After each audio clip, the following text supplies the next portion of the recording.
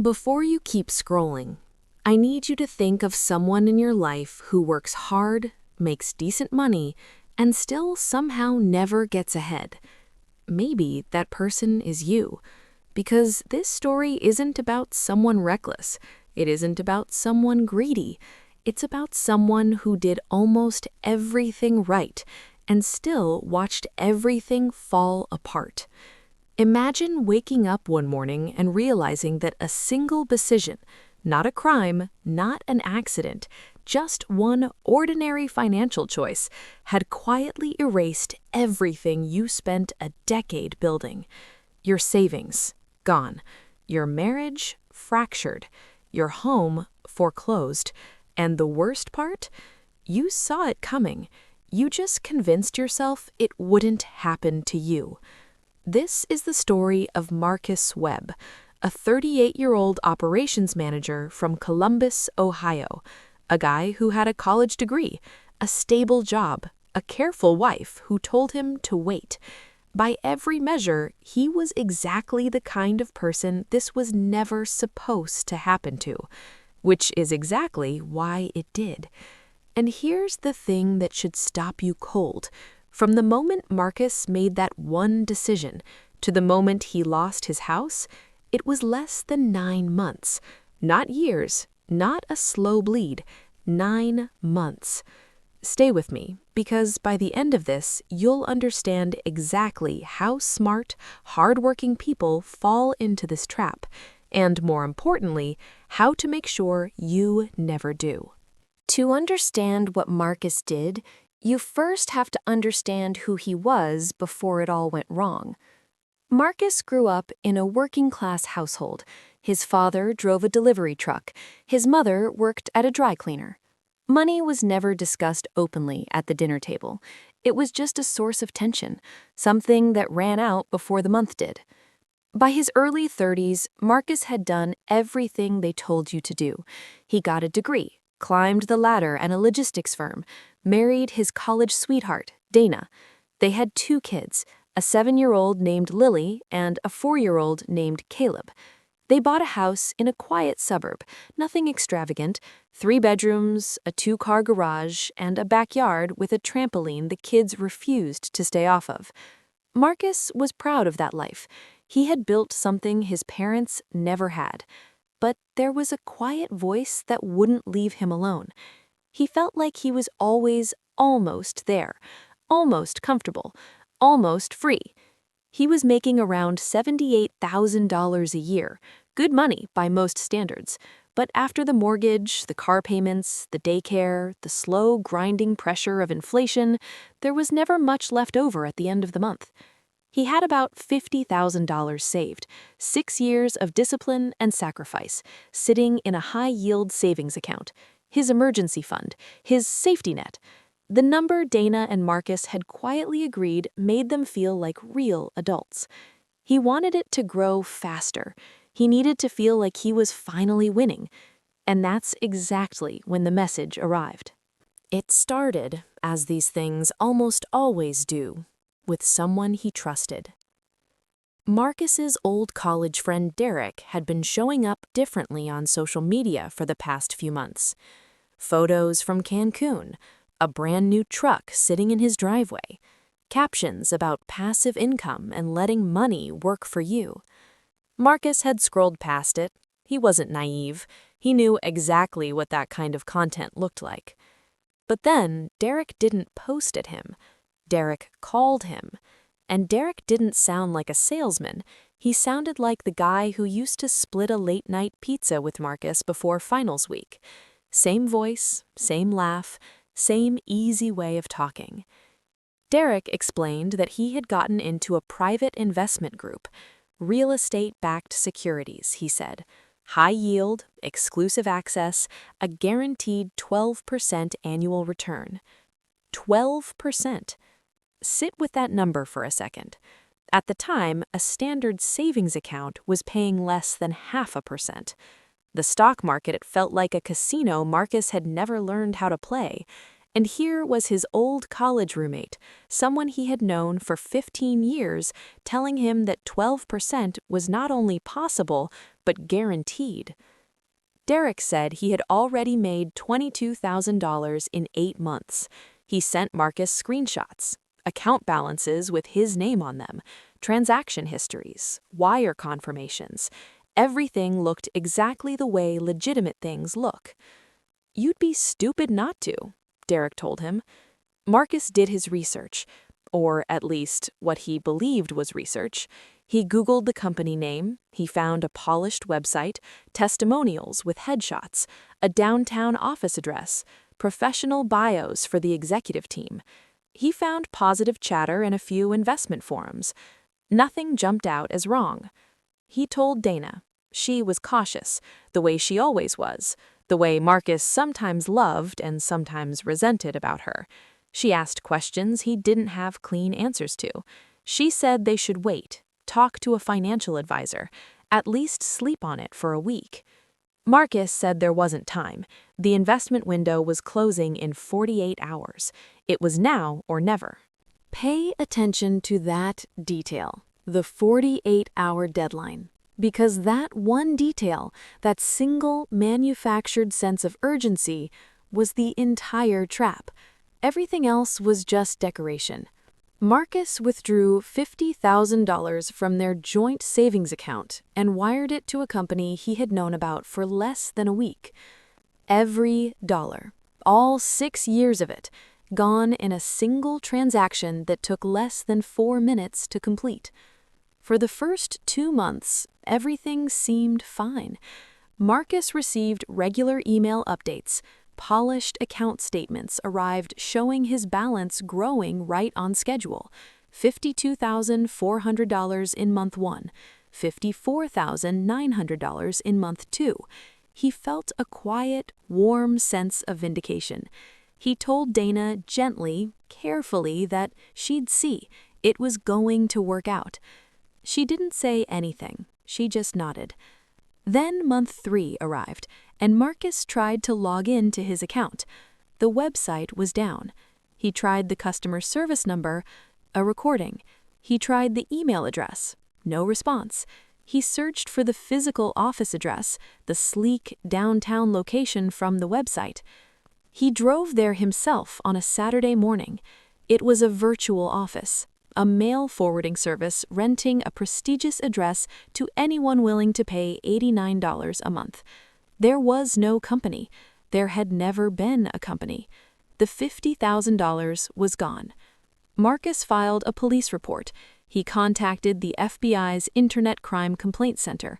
A detective told him, gently but with the blunt honesty of someone who had delivered this news too many times, that these cases rarely resulted in recovered funds.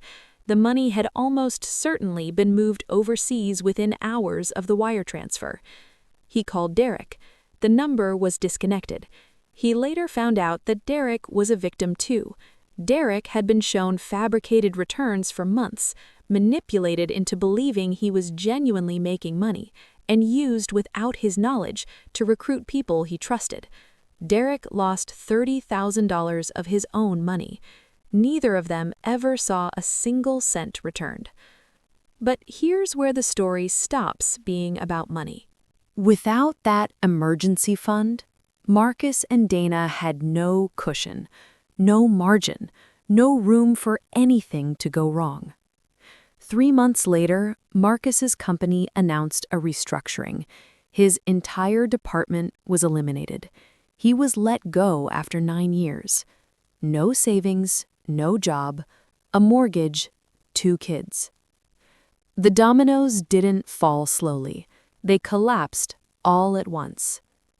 They burned through their checking account in 6 weeks. Dana went back to work full-time, a job she had deliberately left when Caleb was born, but her income alone wasn't enough to cover everything. By month 8 after the scam, a foreclosure notice arrived in their mailbox for the house with the trampoline in the backyard. The arguments became a nightly ritual. The same words, the same loop, replayed in the kitchen after the kids were in bed. "How could you? Why didn't you listen to me? I told you to wait." Words that don't disappear when the argument ends. Words that calcify over time into something quiet and immovable. The kind of resentment that doesn't explode, it just slowly fills every room. The night Marcus and Dana had to tell Lily and Caleb that they were moving, that they were leaving the only home the kids had ever known, Marcus would later say it was the single worst moment of his life. Not the morning the website went dark, not the afternoon he stood in front of a mail forwarding service and understood what had happened, not the day the layoff notice landed on his desk, not even the morning he opened the foreclosure letter. It was the moment 7-year-old Lily, his daughter, who still believed her father had all the answers, looked up at him and asked, "Daddy, are we going to be okay?" And for the first time in his life, Marcus Webb had nothing to say. They moved into a 2-bedroom apartment across town. Lily and Caleb shared a room. The trampoline stayed behind in the yard. There was no space for it, and no money to move it anyway. Dana and Marcus separated 8 months after that. Not dramatically, not with screaming or lawyers called in the middle of the night. With exhaustion, she later told a friend. Like two people who had been treading water together for so long, they had simply forgotten how to swim. Marcus described that period of his life as watching everything from outside his own body. He stopped sleeping through the night, he stopped eating regularly, he was prescribed medication for anxiety and depression. He started over at 40, updating a resume he hadn't touched in a decade, sleeping on an air mattress in the apartments he now lived in alone. He told a financial counselor, "I didn't lose $50,000. I lost 6 years of my life in a single wire transfer, and then I lost the next 2 years trying to survive the aftermath." Marcus's story is not unique. According to the Federal Trade Commission, Americans lost over $10 billion in fraud in a single recent year. Investment scams accounted for billions of that total, and the average reported loss per victim exceeded $7,000. For people like Marcus, it was far more. And here is the thing the statistics don't capture. These scams do not target careless people. They don't target greedy people. They target hopeful people, people who are working hard and want to build something better for their families, people who simply want to feel like they're finally winning. So how do you protect yourself? Here is exactly what Marcus wishes he had known. First, if it has a deadline, walk away. Legitimate investments do not expire in 48 hours. Urgency is not a feature of real opportunity. It is a weapon designed to shut down your rational brain before it can ask the right questions. Any offer that vanishes if you sleep on it was built to stop you from thinking. Second, guaranteed returns do not exist. No legitimate investment guarantees a fixed high yield, 12%, 15, 20. If someone promises you a guaranteed number, they are lying to you. That is not pessimism, that is math. Third, a friend's trust is not the same as verified safety. Derek wasn't deceiving Marcus. Derek was a victim. The people who design these scams specifically use trusted intermediaries because they know that social proof bypasses skepticism. Always verify independently, not through Google, through licensed regulators. In the U.S., use FINRA BrokerCheck. Use the SEC's Investment Advisor database. These are free, public tools that expose fraudulent operators in minutes. Fourth, never make a major financial decision alone or under time pressure. A fee-only financial advisor costs money, but compared to what that advice could save you, it is the cheapest insurance you will ever buy. One conversation could have saved Marcus everything. And fifth, the emergency fund is sacred. That money has one job: to keep your life standing when something goes wrong. It is not capital. It is not an opportunity. The moment you start treating it like an investment pool, you have already put everything that depends on it at risk. Marcus is rebuilding now. It is slow, it is unglamorous. There are no screenshots of it and no social media posts about passive income. He has a new job in logistics, a step down from where he was, but stable. He lives in a smaller apartment. He sees Lily and Caleb on weekends.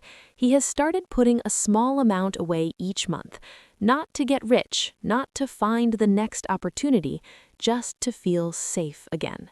He told his financial counselor something I want you to sit with as this video ends. He said, "I wasn't stupid. I was just desperate to feel like I was finally winning, and someone knew exactly how to use that against me." Don't let anyone use your hope against you. If this story felt close to home, share it with someone who needs to hear it. And if you've lived through something like this, leave a comment below. You are not alone, and your story might be exactly what someone else needs to read. Take care of your money, because it is not just money. It is your options. It is your freedom. It is your time. And that is worth protecting.